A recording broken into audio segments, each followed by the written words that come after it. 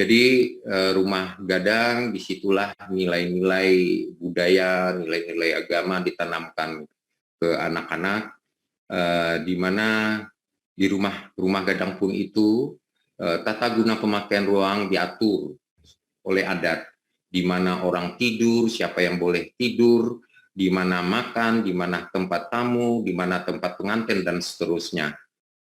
Nah, setiap perempuan yang telah bersuami mendapat sebuah kamar dengan prinsip bahwa anak perempuan termuda akan menempati kamar yang terujung dan jika adiknya bersuami harus pindah ke kamar berikutnya. Jadi menurut Hatlar, wilayah kekuasaan dalam masyarakat Minangkabau terbagi tiga secara sosiologinya, yaitu rumah gadang sebagai wilayah kekuasaan wanita, sulau bagi remaja dan orang tua atau duda, dan lapau atau warung kopi bagi kaum lelaki dewasa. Rumah gadang lebih mengandung makna simbolik daripada tempat tinggal, karena tidak semua orang tinggal di sini.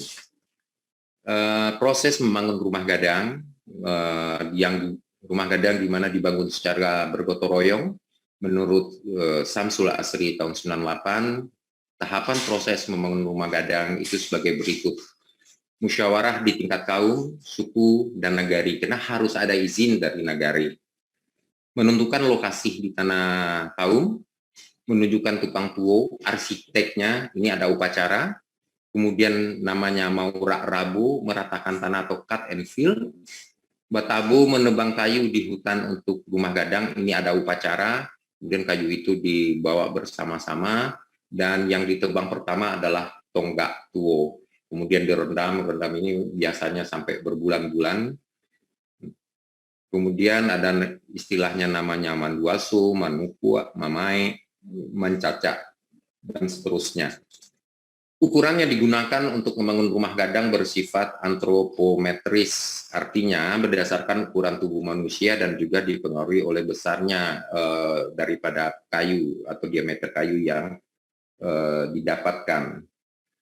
Biasanya digunakan ukuran tubuh dari ibu yang tertua atau yang dituakan dari yang akan menghuni rumah gadang tersebut. Tapi banyak juga menggunakan ukuran tubuh dari tukang tuo atau arsitek rumah gadang tersebut. Jadi ukuran-ukuran itu adalah itu setampo sejari. Jadi misalnya seheta khas ini, seheto ini diambil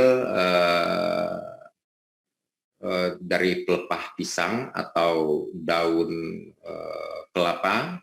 Nah, itulah yang dipotong ukuran si mande yang tua tadi. Nah, itulah yang dijadikan ukuran untuk rumah gadang. Jadi, makanya rumah gadang itu tidak pernah sama ukurannya. Jadi itu kira-kira ya sama dengan hasa, kira-kira 50 sampai 50 cm. Setampok itu kira-kira 10 sampai 12 cm, sedangkan sejari itu kira-kira 2,5 cm. Ukuran antar tiang ke tiang itu satu trave pada rumah gadang adalah 4 sampai 6 eto atau sekitar 2-3 meter. Ya, kita lihat gambar berikutnya, ya ini ukuran. Jadi kemiringannya itu antara 4, ini yang dinamakan silie. Jadi miring ini dinamakan silie. Ini antara 4 derajat sampai 5 derajat, ini ukurannya. Jadi rumah gadang ini disebut juga rumah bagonjong atau rumah banjong. Disebut bagonjong itu karena atapnya yang khas. Sedangkan disebut banjong karena adanya lantai pada kedua ujung bangunan yang ditinggikan.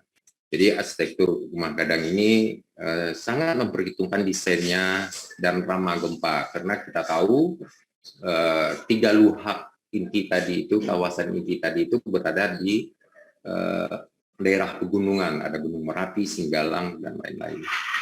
Jadi udah akrab lah dengan gempa, makanya bangunan rumah gadang itu ramah gempa. Jadi tidak pernah rumah gadang yang roboh pas terjadinya gempa. Tentang bagian-bagian dari rumah, arsitektur rumah gadang dapat kita lihat dari ungkapan berikut.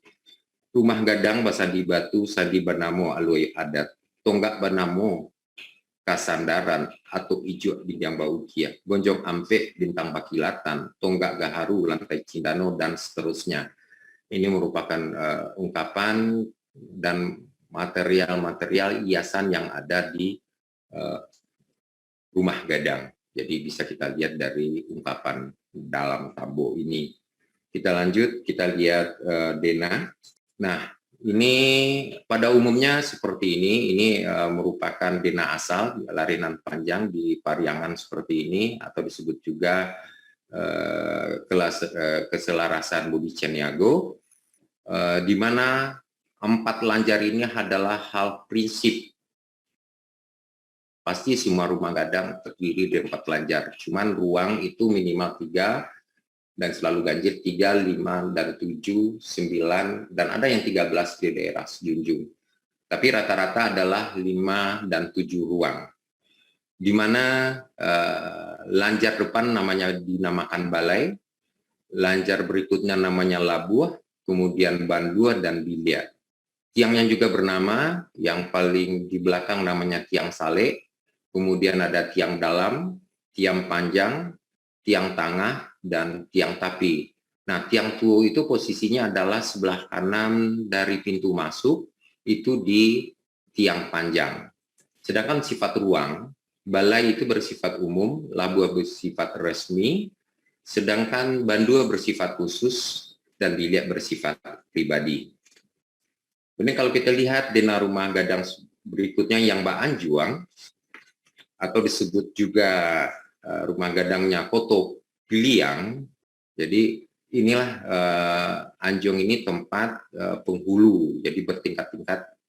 Itu bedanya Koto Piliang dengan Budi Caniago tadi, tetap sama, ada balai, ada labuh, ada bandu, ada biliar.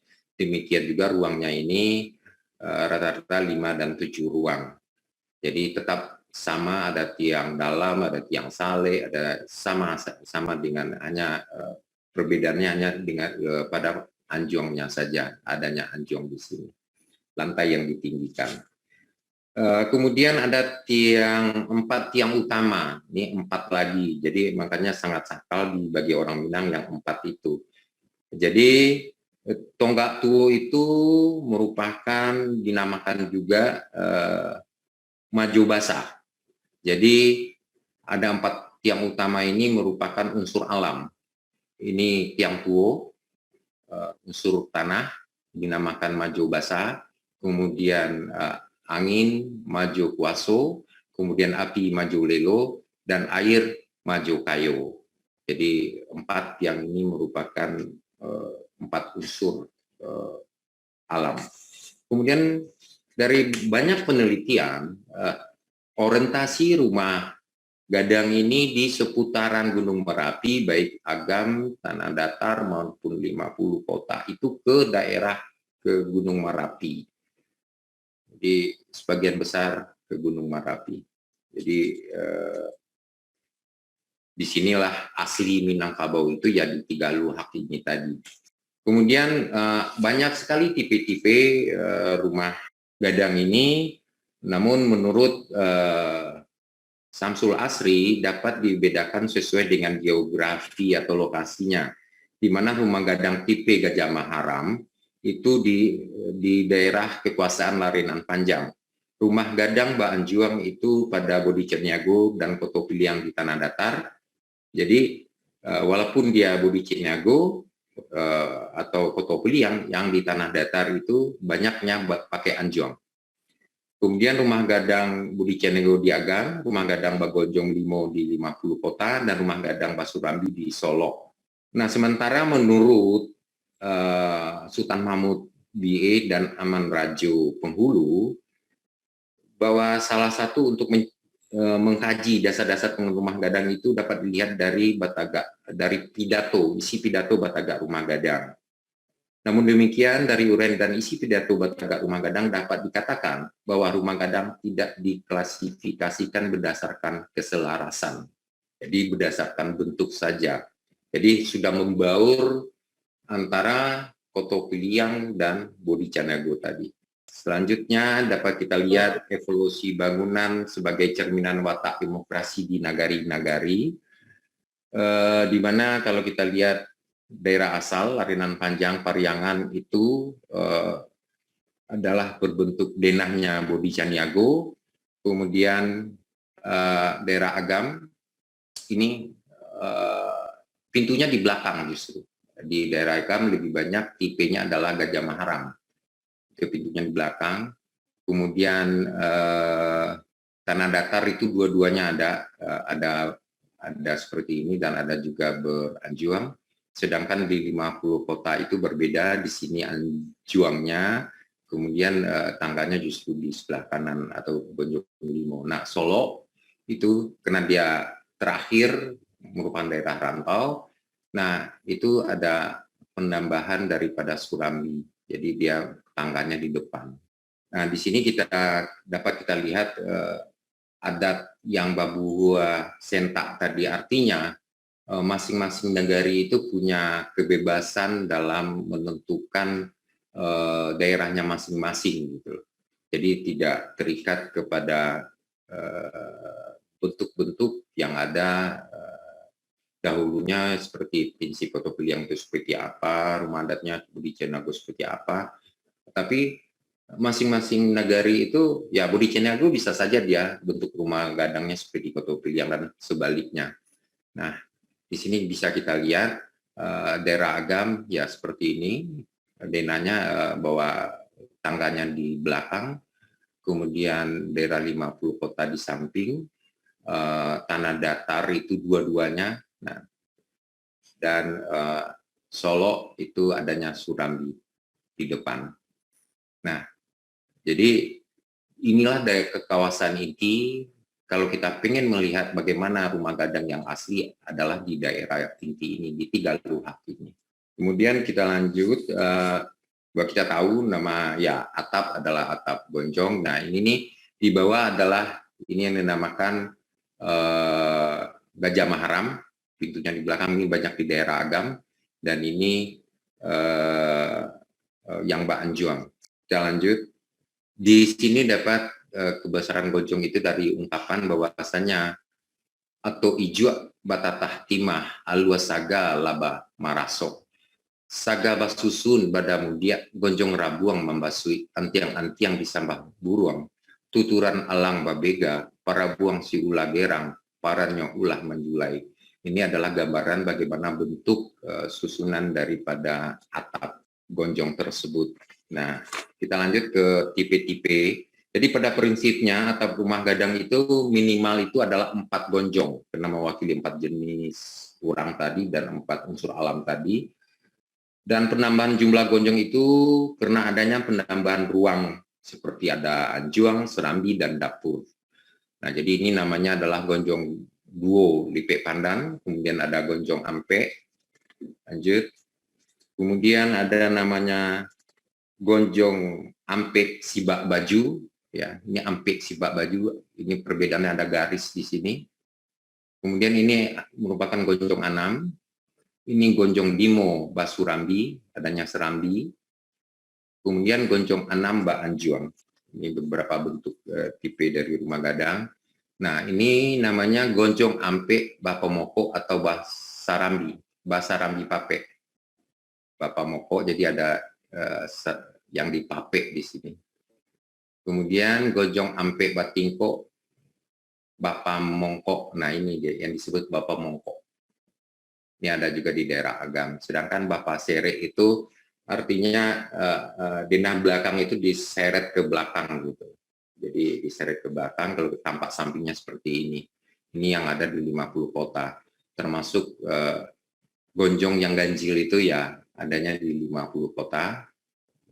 Gonjong Limo. Jadi sangat beragam bentuk rumah Minang itu, dan itulah kebebasan dari nagari-nagari tempat untuk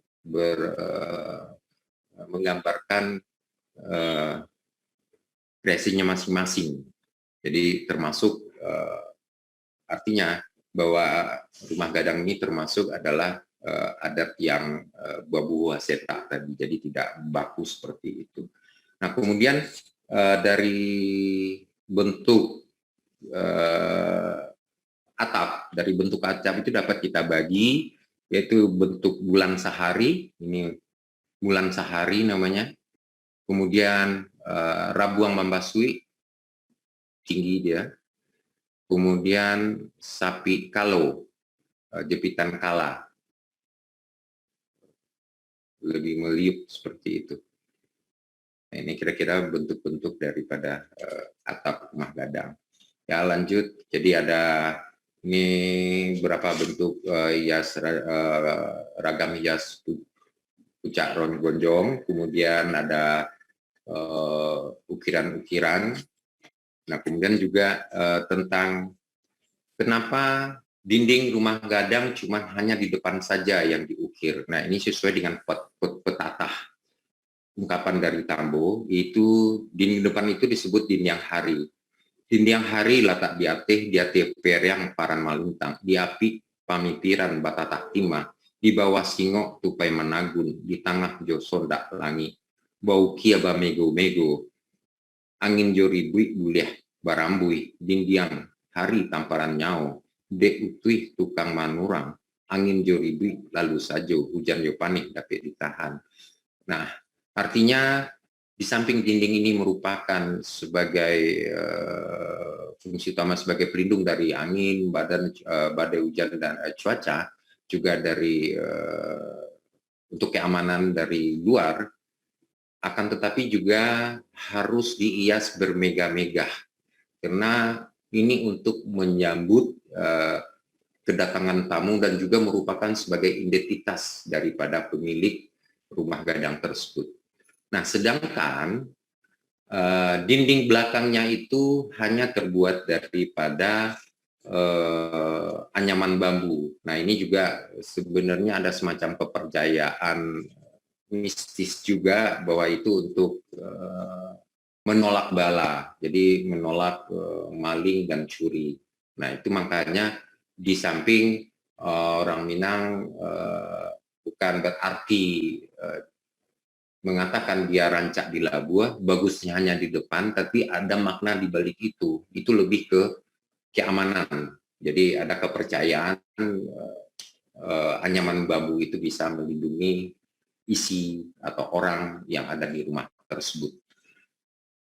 Sedangkan ukiran itu bisa kita bagi di mana ukiran mempunyai nama yang biasanya dikaitkan dengan kehidupan masyarakat dan menggambarkan kejadian dalam kehidupan serta mempunyai arti dan makna tertentu. Jadi setiap ukiran itu ada namanya dan juga tidak bisa penempatannya juga tidak boleh sembarangan. Jadi yang ini di mana ada aturannya seperti itu. Jadi dapat kita bagi ukiran itu atas 3, yaitu nama tumbuh-tumbuhan, kemudian ada nama hewan, kemudian ada benda atau keadaan lain. Ya, nama tumbuh-tumbuhan seperti daun sirih, sirih gadang, bunga wanca matahari, bunga cangkeh, bunga lado, dan seterusnya. Sedangkan nama hewan, itiak pulang patang, badamudia, barabah mandi, dan seterusnya. Sedangkan nama benda lain itu seperti carano kanso, ampiang tasira, damatiri, dan seterusnya. Nah, contoh salah satu makna dari ukiran-ukiran itu adalah misalnya sirih gadang itu lebih kita di sirih gadang dan bunga-bunga itu di depan itu untuk menyambut tamu. Sedangkan makna dari itiak pulang patang adalah kedisiplinan, keteraturan.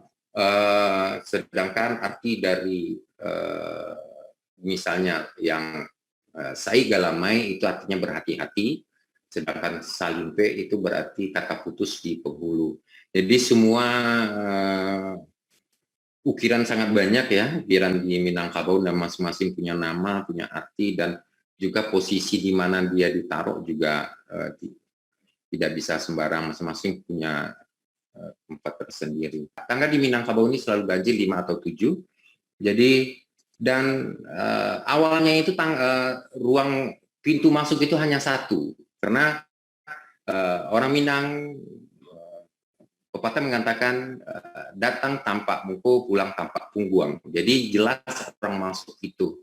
Jadi hanya 1 pintu, perkembangannya baru ada pintu belakang, tapi di awal-awal adalah 1 pintu.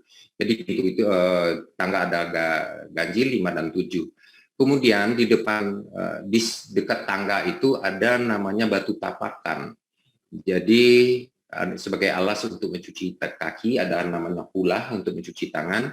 Jadi setiap orang yang mau masuk ke rumah gadang itu harus cuci tangan, cuci kaki. Jadi kebiasaan mencuci itu sudah lama, prokesnya orang Minang itu sudah ada ternyata. Nah, dan gayung itu dinamakan dengan cibua. Jadi setiap kita mau, makanya ada selalu batu tapakan itu di dekat tangga rumah gadang. Kemudian bisa kita lihat di pintu masuk. Nah, ini rumah asal, rumah gadang, rumah adat Minangkabau asal. Ini rumah Mbak Anjuang. Ini rumah yang ada dapur di belakang. Ini yang di samping. Ini yang ada dapurnya di samping. Ini lebih banyak di 50 kota. Ini Bapak Seret juga. Ini yang di Paseret tadi, jadi ada yang digeser ke belakang. Dan ini yang di kota ya di daerah Solo. Kemudian yang lanjut, jadi hampir semua rumah gadang juga mempunyai bumbung atap, kanopi, tapi ini bukanlah suatu yang prinsip. Jadi sebenarnya dulu tidak ada bumbungan, jadi langsung saja. Tapi untuk melindungi dari cuaca, makanya ada penambahan-penambahan itu.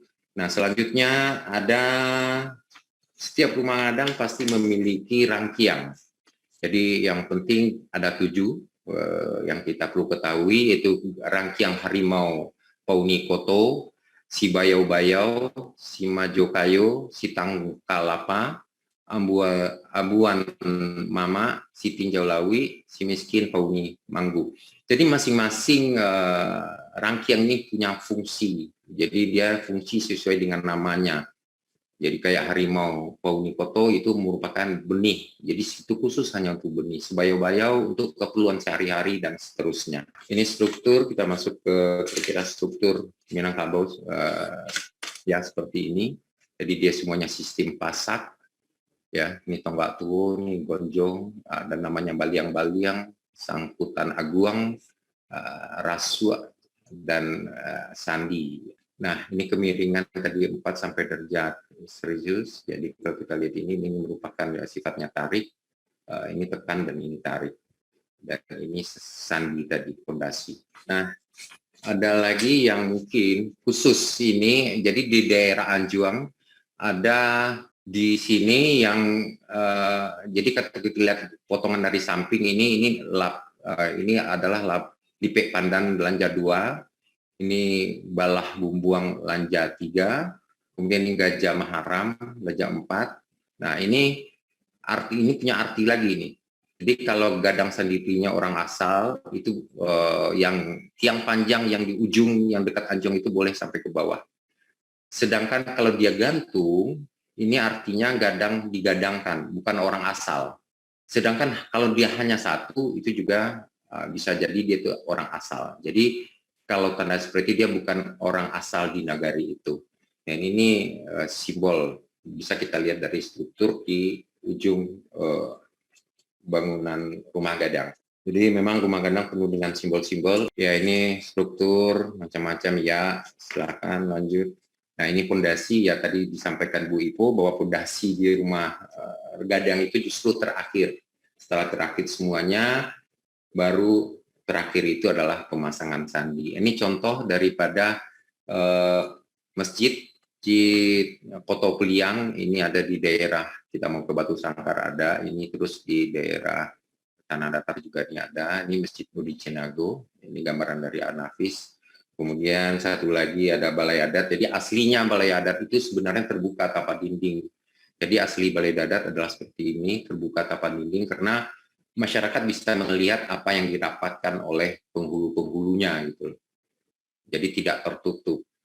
Nah ini rumah tabuh beduk itu di rumah-rumah tertentu, ini juga identitas juga penghulu pucuk biasanya yang punya ini dan juga di Balai Adat. Nah ini contoh-contoh tadi di Bayang Batingko, ini yang rumah gadang di daerah Bersurambi di daerah Solo. Ini yang Begonjong Limo di daerah 50 Koto, ini daerah Agam, Gajah Maharam, ini yang Mbak Anjuang, ini Mbak Anjuang dan Bersurambi di daerah Solo, ini ya Rajo Babandiang, dan ini juga yang Batingko, beberapa rumah gadang. Nah ini yang foto-foto lama, ya kita lihat macam-macam banyak sekali. Jadi banyak tipe-tipe. Nah, Ini kalau kita lihat daerah rantau, ini rumah lontia atau rumah lentik atau disebut juga rumah lancang di daerah Kampar Riau yang merupakan juga daerah rantau dari Minangkabau. Kemudian ini merupakan rumah tradisional atau disebut juga rumah bumbung panjang negeri 9. Ya, mungkin bisa jadi karena tukang tuwonya tidak sampai ke sana, jadi bentuknya sedikit berbeda dengan daerah asal. Ya, kita contoh saja tadi dengan 3 luah aja deh, itu berbeda. Dan ini adalah rumah Kajang Padati untuk daerah pesisir. Jadi daerah Padang, dan Painan pesisir ini rumah adatnya seperti ini, rumah gadangnya seperti ini.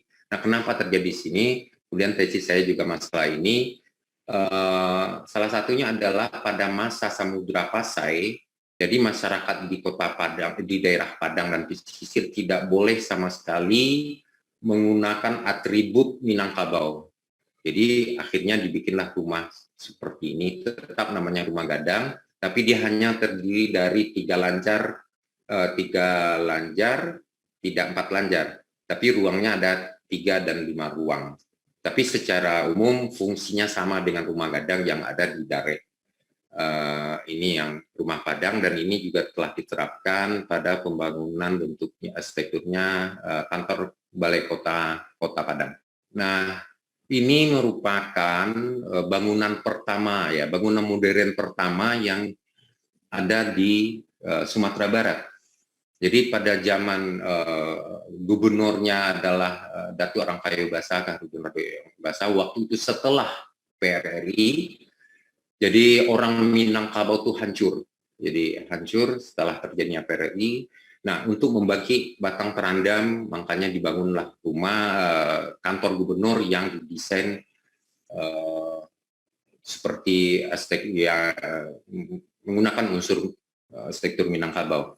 Nah, ini adalah Pak Samsul Asri, waktu itu beliau baru lulus langsung dipanggil untuk membangun itu, dan beliau sama sekali belum belajar bagaimana rumah Minangkabau itu seperti apa. Akhirnya beliau survei, dan itulah jadinya kantor gubernur yang tadi. Nah, ini desain saya tadi Elkam ya, dan ini terakhir Pasar Kota Baru. Ini saya pakai unsur dari Serambi Pape, Gajah Mataram. Jadi salah satu desain saya. Kemudian yang tadi adalah kantor Elkam yang juga di satu kompleks Masjid Raya. Jadi mungkin itu saja.